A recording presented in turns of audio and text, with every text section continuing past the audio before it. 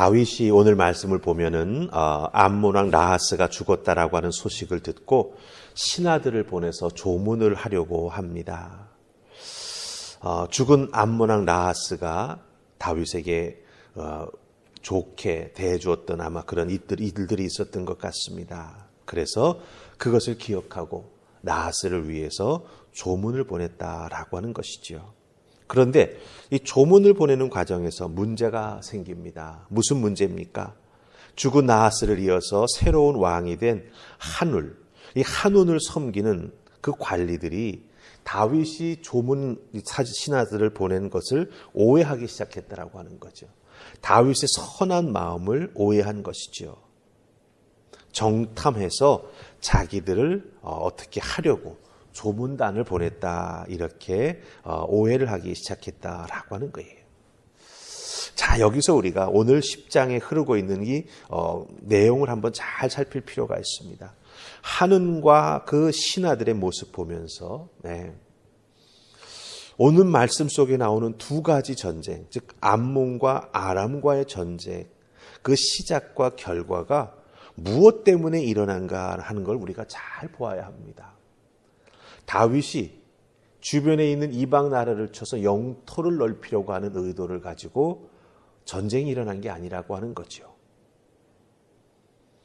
한운과 그의 신하들이 다윗 왕의 그 선한 마음, 은총을 받은 것을 은총으로 갚기 위해서 조문사절단을 보냈는데 그것을 곡해하고 왜곡하고 잘못 해석해서 이런 전쟁이 일어나게 되었다라고 하는 거예요.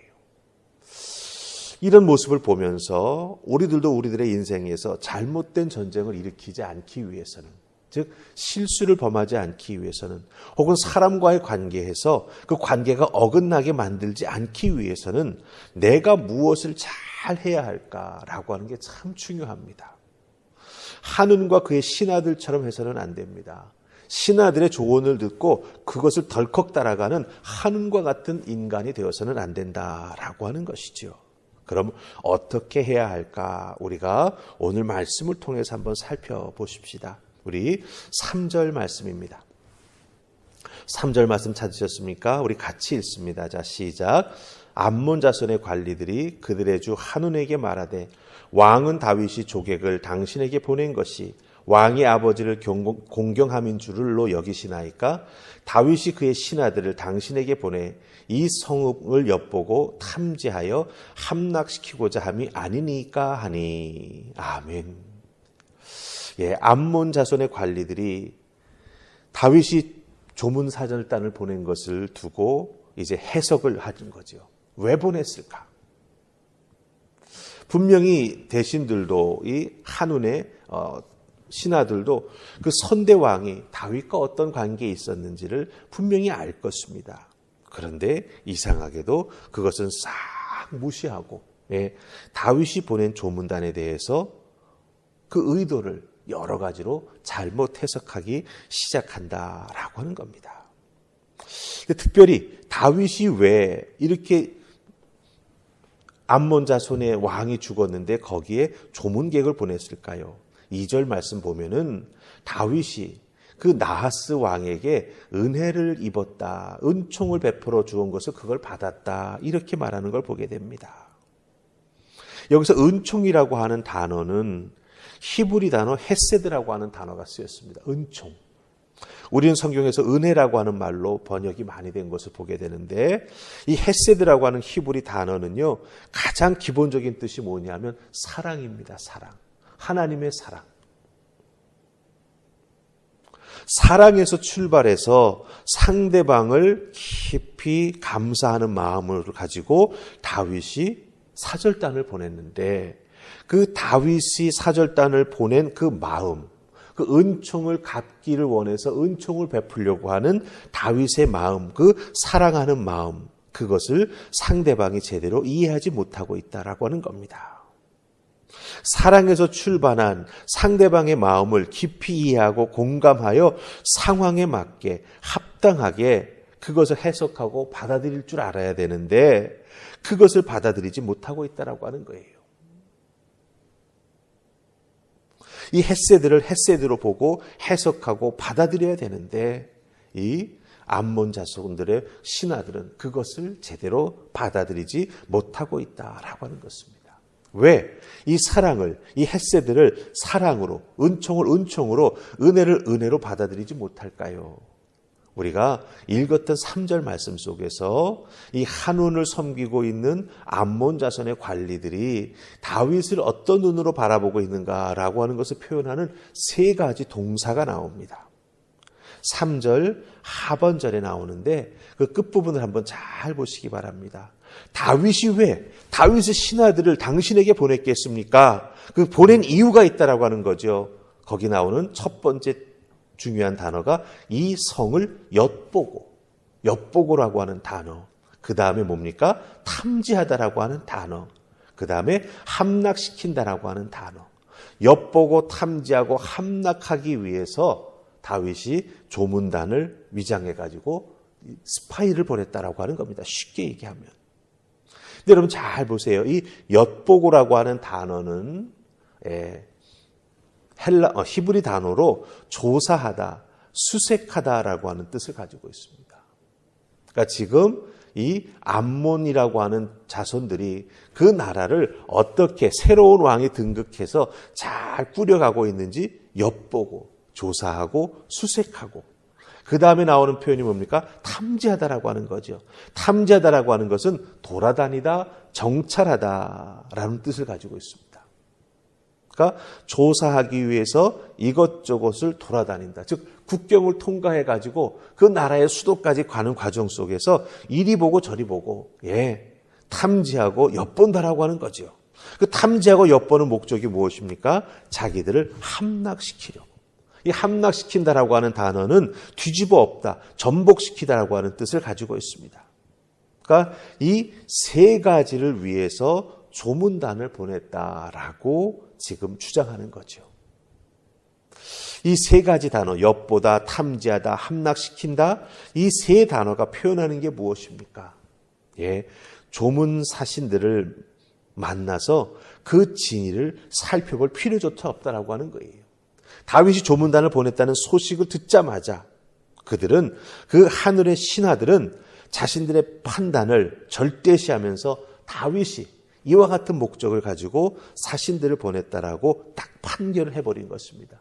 그러니 만나볼 필요도 없고 다윗이 무슨 메시지를 그 조문단을 통해서 보냈는지 들을 필요도 없고 그저 그들을 욕보여서 돌려보내고 우리들의 판단이 무엇인지 딱 다윗에게 그것을 전해줄 필요가 있다라고 주장을 한 것입니다. 자, 여기서 이런 그 한은과 그의 신하들의 모습을 보면서 우리들은 우리들의 신앙 자세를 어떻게 가져야 할까? 사랑과의 관계 속에서 선한 의도를 선한 의도로 받아들이지 못하면 어떻게 될까? 그 선한 의도를 해석하기 위해서 내가 어떤 믿음의 자세가 필요한가? 이게 참 중요한 거죠. 그래야 사람과의 관계도 우리가 잘 이어갈 수 있고 믿음 생활도 서로 협력하면서 잘 이루어갈 수 있다고 하는 겁니다. 자, 그럼 여기서 우리가 무엇을 배울 수 있습니까? 첫 번째는요. 내 생각이나 내 판단을 절대화하는 것은 참으로 위험하다라고 하는 거예요. 이 한운의 신하들이 다윗이 보낸 조문단을 만나서 대화 한마디 해보지 않았습니다. 다윗의 조문단이 국경에 도착했다라고 하는 소식 들었겠지요. 들여보내야 됩니까? 말아야 됩니까? 라고 문의했겠지요. 그 소식을 듣자마자 판단한 겁니다. 내 생각, 내 판단을 절대화한 거죠. 왜? 들어보지도 않았으니까.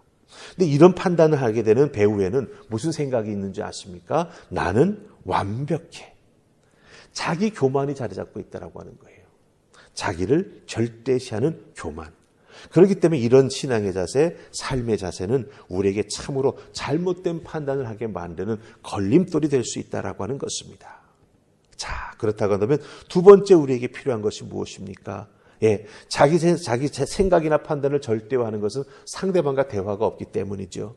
그렇기 때문에 상호 소통이 참 필요하다라고 하는 겁니다.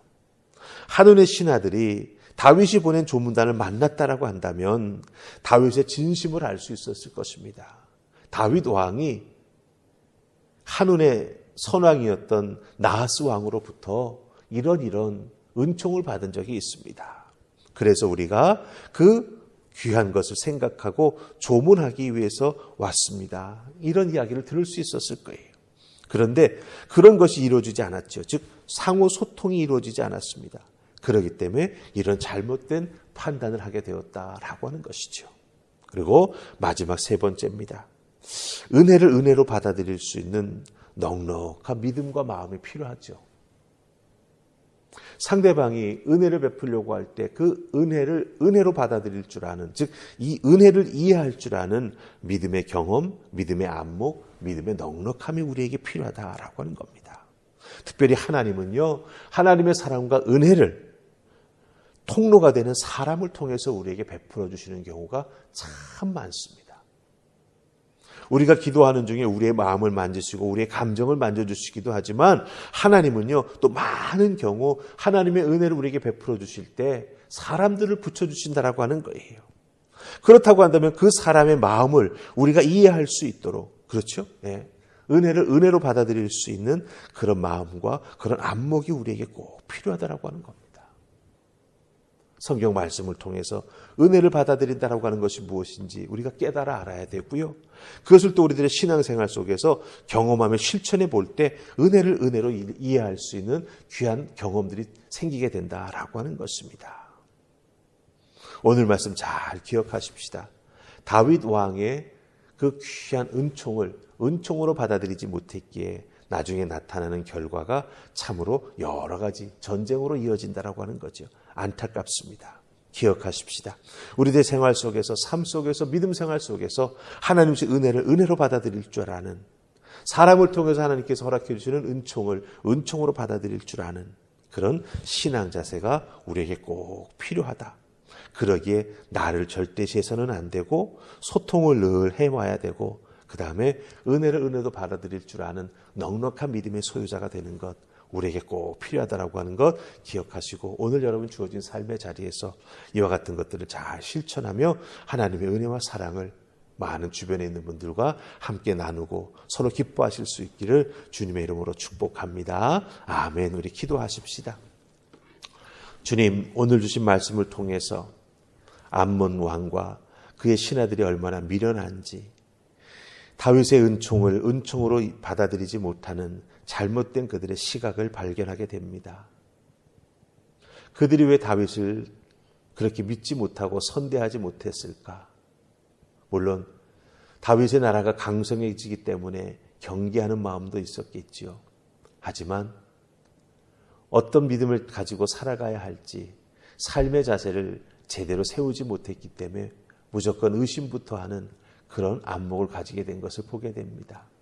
우리들도 혹여 그렇게 될까 두렵사오니 하나님 우리의 마음을 만져주시고 특별히 하나님께 주시는 은혜를 은혜로 깨달아 알 수 있는 믿음의 안목을 더하여 주시옵소서. 주변에 있는 사람들과 믿음으로 은혜를 나눌 수 있도록 주여 도우시고 서로 열린 마음으로 상대방을 받아들일 수 있는 귀한 하늘의 은혜를 저희들에게 더하여 주시옵소서. 오늘도 수많은 사람들을 만나게 해주실 것입니다. 그들과의 만남 속에서 하나님의 음성을 듣게 하시고 그들과의 만남 속에서 나를 향한 그들의 진심을 깨달아 알게 하시고 사람들과의 만남 속에서 내가 또한 주님의 사랑을 전해줄 수 있는 그 하늘의 은혜를 더하여 주시옵소서.